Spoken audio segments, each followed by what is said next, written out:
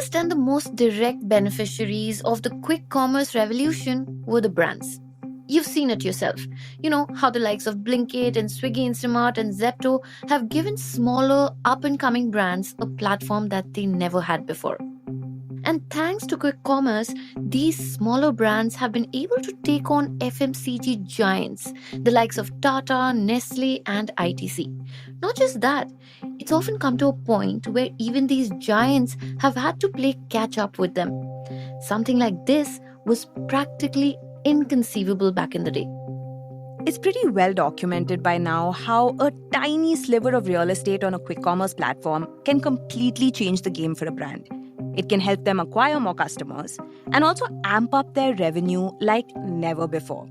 The story we know so far is that of a win-win. But lately, some of these brands are learning the hard way that success on a quick commerce platform is often a double-edged sword. Because with success comes demand, which you might think is a great thing at first. But listen to what the Ken reporter Nuha Bubere told us. When that happens, the challenge becomes to cater to that demand.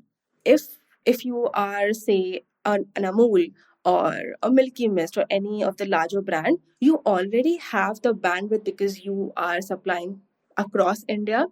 If it is a smaller brand or like a brand which is just 4 to 5 years into the business, they are yet to build that capability.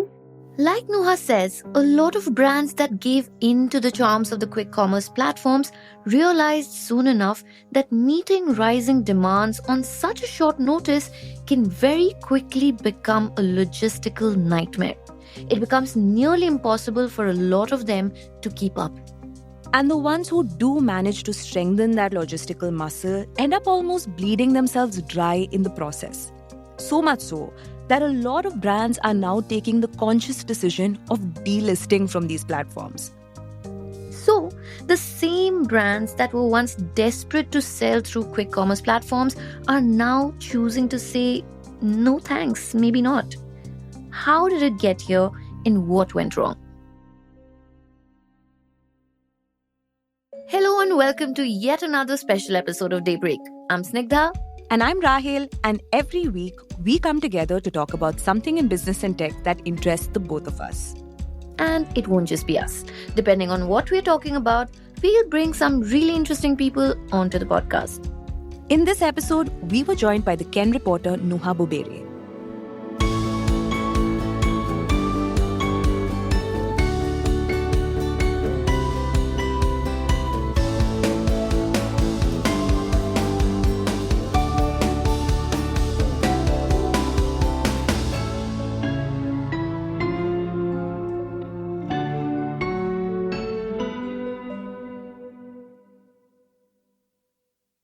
Okay, so Nuha, let's start with a slightly fundamental question. Tell us, can an up-and-coming brand, a new brand, a smaller brand, survive without a presence on any quick commerce platform today? You can survive without getting on a quick commerce platform. It depends on the growth stage that you're at. So, from my conversations with founders, with brands in this space, if you are at a very low level of stage, you may not have the right funding. You're very new as a brand.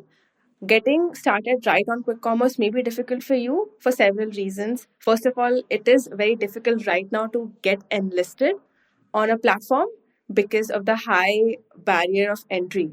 So, we asked Nuha to tell us a little more about how these partnerships between brands and quick commerce platforms actually work.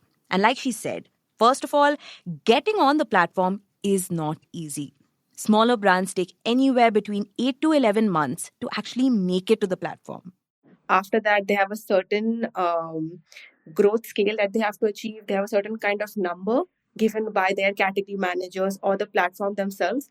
And quarter on quarter, they have to establish those numbers. Because after a point, say, they give them a 6-month duration. If the brand or the SKU of the brand does not perform well, the brand is delisted. So it's a very tough thing going on there for these brands. It's like to enlist or like to not enlist. Which one is better? So, but if you are a brand which has VC funding, if you're backed by say investors in the space, and you do have support on the back end where you can burn some cash when you start, then quick commerce is a great marketing platform for you, because the consumer knows the brand. If you're a new brand, they will get a recall, and they see you offline, they know this is the brand they saw on the platform. So it's different for different brands depending on the stage where they are at. For smaller regional brands that are not VC backed, being on a quick commerce platform can feel a lot like being in a pressure cooker. And it's not just a constant pressure to perform. A lot of these brands pay a huge price for a little bit of real estate on a quick commerce platform. A price that in many cases is a lot more than they can afford. Right. Nuha, when you look at a quick commerce app, a lot of the choices that we make, right, like the brand of rice that you're choosing, or one brand of juice over the other, it's based on how visible it is, right? How many scrolls it takes to actually land on that product.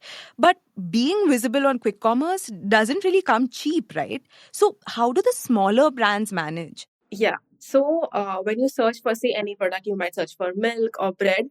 It's not necessary that the brands which pop up first when you type that out are the brands people are buying necessarily. It could just be the marketing fee that the brand has paid the platform to be shown first. So fee could range from 5% to 30% as like a marketing fee, and on top of that, you also have to pay a margin to the platform to be present, which can also go up to from 15% to 30 to also 50%. So after a point, with the high margin the brand is paying, as well as the marketing fee, which is the cost of the MRP. This is all the margin and the marketing fee is a percentage of the MRP of the product. So at the end of all of this, the brand realizes that it's a margin neutral business. They're not losing a lot of money, but they're also not making any. That's the price you have to pay. Like, do you want to be profitable, or do you want to be present as a brand on as many channels as possible? And because quick commerce is right now the fastest growing channel, brands feel that they have to be on the platform. Right. And Noah, just to, put a number to it, what kind of money do these brands end up making? So if it's like a brand which is not well known, and maybe they have just been in the business for, say, 3 to 4 years overall, and then they join a quick commerce platform, depending on their popularity, it could be like they could make a margin between 2 to 5%. If it is a brand which is well known and then they join the platform, maybe a minimalist, for example, their margins would be much higher than this, because they don't have to technically pay any marketing fee. They're already well known among consumers who buy from the platform. While examples like Minimalist are more of a one off, other relatively unknown brands end up using most of the money they make through these platforms on marketing. So the money essentially goes back to whatever platform they are on to make themselves more visible. Which means it isn't always the highest quality product that ends up winning. Very often, it's the brand with the deepest pockets for marketing. But once these brands taste success, their list of problems get considerably longer. Stay tuned. Hey, this is Hari, podcast producer for 2x2. I just wanted to take a moment to let Daybreak listeners know about the latest 2x2 episode we released this Thursday.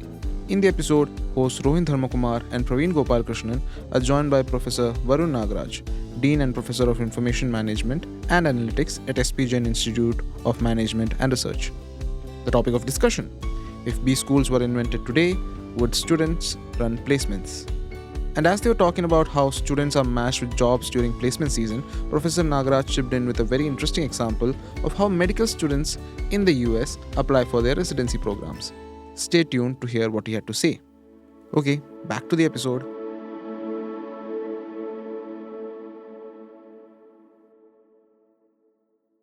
So, once a brand is enlisted on a quick commerce platform, it can almost blow up overnight. So for brands which are very new and they've just been onboarded, they'll see like a 80% or even 100% month-on-month growth on the platform. When that happens, so the demand is like higher for them.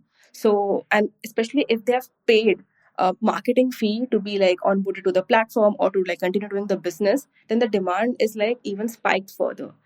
Now I know what you're thinking. More demand has to be a good thing, right? It means that people like your products. But the problem is actually keeping up with that demand, especially during festivals or sales when there is a sudden surge. Now, this is a challenge that Hoovu Fresh faced firsthand. This is a brand that delivers fresh flowers via quick commerce. And when Nuha spoke to the company's founder, Ria Karuturi, she said orders can jump from 1,000 to 20,000 per day during festivals. And that's naturally a logistical nightmare for a brand handling perishable goods like flowers. They have 6 warehouses in the 6 cities that they are currently functioning from, and for them they have to get the supplies from the farmers beforehand, and depending on the demand or like the projection from the platform. So if it is Ganesh Chaturthi, there's a particular kind of flower which is required during that festival. Similarly, if it is Diwali or Holi, there are different kind of flowers which they need for different festivals and different periods. So they have to tell tell the farmers that they're working with, and keep their warehouses replenished according to the demand that have been told to them. But during festivals, or like during the morning of the festival, these platforms go out of stock. They would demand another PO, and then it's very difficult for brands like these to come up that fast with like a 5x or even a 10x spike, which is like they have never ever catered to such kind of a demand before. Now, this is a problem that around 25 to 30% of brands in the fresh categories have to deal with. These are brands that sell fruits, vegetables, and flowers, or those that deal in low shelf life categories like, bread, eggs, or dairy. And these are the most popular categories on quick commerce platforms, right? So, when demand outpaces a brand's supply, category managers have no choice but to hunt for other brands that can deliver. So, Nuha, can you explain what these brands do in a situation where they just aren't able to keep up with that demand? So certain brands which are like smaller in scale, a lot of D2C brands, when they are first launched, or like when they are just trying to build the business, they use third party manufacturers to make their product or like it. So when you have a third party manufacturer, you from your end provide them a certain projection, and basis that the third party manufacturer will buy the raw materials and give you the exact estimate what you have wanted. But for example, if it is peak season, or if there's some holiday or event happening from the platform side where they are doing some kind of sale, or they are providing some pricing discount, then the demand would peak. And during that period, they would obviously go back to their vendors or the brands asking them to give them more products. So they can raise a PO say in the middle of the day at 2 p.m., expecting the brand to provide it later the second half of the day. But if you have a third party manufacturer, or even if you are providing it from your own manufacturing end, you do not have the capability to suddenly get the materials and the products manufactured at that scale to provide to the platform. A category manager that Nuha spoke to said that a lot of brands typically try to keep up with the demand. So, if a brand usually does, say, 50 units and a platform asks for 100, they will supply, but often quality will take a hit. And as a result, their growth will get affected. At the end of the day, a brand's working capital often forces it to cap supply somewhere, regardless of the market demand. So, sky high demand does not guarantee a product's continuous availability or even success on a quick commerce platform. That's why these platforms always have to have multiple brands. They cannot over index or depend on one particular brand to supply, because at the end of the day they want to be profitable, and they want that when the customer comes to their platform, the product should be available. If as a brand you're consistently out of stock, or if your SKU is not performing, they delist you. So right now, for example, there's a Gujarat based bread brand called Kabibi. So it is in the process of being delisted because they could not keep up with the sales, and it's like basically taking up shelf life in a dark store where some other brand maybe could come in and do the work. Right. But Nuha, does that ever happen to a big established brand where they aren't able to keep up with demand? Do they also end up getting delisted? So this has happened for even legacy brand. Um, During the course of my reporting, I also spoke with someone from ITC, an ITC manager, who mentioned that they have also seen that maybe they have kept the stock for the East region. They have provided it to the distributor and the platforms there. And then they see that there's a huge demand in the West region, and one of their products has gone out of stock. So the platform will ask them if they can maybe take some products from the East region and supply to the West region, so that, where they are seeing more demand, it can be catered to the public. But a larger brand or a legacy brand can say no to these platforms, because a platform like a Blinkit or an Instamart cannot go without having a card breaker item on their platform. Basically, a card breaker is an item. If you do not have it on the platform, the customer will jump to some other platform where you have it. So these brands know that the platform, for their image, cannot go without having a larger HUL or an ITC brand on the platform. So they have the liberty to say no. But this also does happen with a legacy brand. Now, generally, the decision to list a brand's products is taken by the category manager. And we've spoken extensively about this role here at the Ken. Category managers are kind of like the gatekeepers of quick commerce platforms. They are the ones who predict demand and also onboard brands. Nuha has actually written a fantastic piece on them, and you should read it. We'll link it to the show notes. So, naturally, these category managers don't always get it right. And a great example of that is Cetaphil, the skincare brand. So for Cetaphil, it was a different kind of a thing, where the demand, or like the projection which was provided to them from the platform side itself, was incorrect. So the platform had provided them a number, and the demand was higher than that. So then Cetaphil, of course, basis the number they got from the platform, they provided them the supplies and the products, and it was kept in the dark store, and they provided the rest of the items to the distributors, as they always do. But platforms like Blinkit and Instamart, the projections they provided were not accurate, and so what happened was, it went out of stock very fast, and they then asked Cetaphil for more items. Cetaphil does tend to say no, because they do not want to over index on quick commerce. They would like to be present with their distributors as well, and in offline. So even when the demand comes, they will sometimes say no and tell them to take a beat on the kind of numbers they are giving them. Now, a lot of non legacy brands don't have the luxury of just saying no. But they end up facing a tough time with distribution, which is why they need to get the right margins at every level, whether that's with the distributor or with the retailer. The assumption that the quick commerce company makes, meanwhile, is that after a short run on their platforms, any brand will very quickly be able to master the art of logistics. But it isn't really that black and white. And that brings us to another major pain point that these brands often face after listing on quick commerce platforms: credit cycles. So technically, the credit cycle on which the brand and the platform work, it's like a 3-month credit cycle. So you have to basically supply as per the POs, which is the purchase orders. The platform has asked from the brand, and after 3 months is when, like, you get the credit, or like the money from the platform.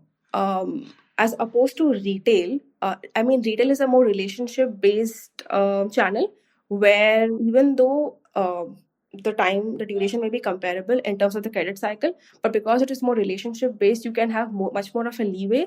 With the platform, it is more about who brings me more business. And that's why the credit cycle can hurt a brand more on quick commerce, especially like if they're burning a lot of money to supply these, like, POs or the purchase orders to the platform. So basically, this is where things stand right now. Nuha spoke to a senior executive of a 4-year-old Bangalore based beverage brand who decided to delist their product from all quick commerce platforms. Because after a point, it just wasn't sustainable. Today, the same brand is driving sales through its own website and offline stores in the city. And that is after it managed to pull in over 2.5 crore rupees in annual recurring revenue between 2023 and 2024, thanks to quick commerce. This particular brand just could not keep up with how fast it was growing. And this is exactly what we meant when we said that success on a quick commerce platform is turning out to be a double-edged sword for many brands. Yeah, I mean, we saw in 2024 a rush for all brands, big or small, to be onboarded to a platform and to basically grab eyeballs. Like, it's like basically the more you are in front of the consumer, the more the consumer will recall you, and at some point they will also buy you. That is the thing which brands want the most. But are they getting that? At the end of the day, they have to also look at their numbers and see if it justifies being on the platform. Are they burning a lot more than they are making? Then it's just unsustainable. But if it continues to be unsustainable to the level that it's out of your control, and you know that it will just end up affecting other aspects of the business, then that's when you take the call. Maybe delist, like grow your brand organically through offline, and then later, when you want to enlist, you do not have to pay a marketing fee. You can have better negotiation with the platform, because at that point, the platform knows the customer will come for you. So they have to have you on the platform. I'll share with you one, I think, a wonderful matching algorithm that works. Are you familiar with this high stress day called Match Day that happens in the United States in February? So there is No, this not thing. really. My daughter is in medical school, right? So when you're applying for a residency program, there are about 17,000 or 18,000 medical graduates every year from the American medical school. So they finish their medical degree. Now they're applying for residency programs.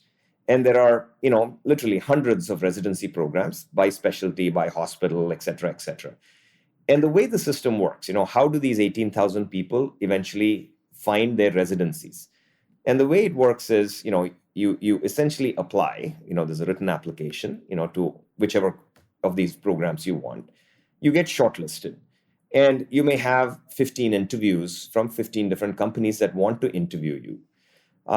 And then you interview with all of them, right? So there's no day zero, day one. There's a period of actually 3 months or 4 months sometimes that happens, where in this case, my daughter has interviewed with, nearly 14 schools. Out of the 20 that wanted to interview her, she chose to interview with 14.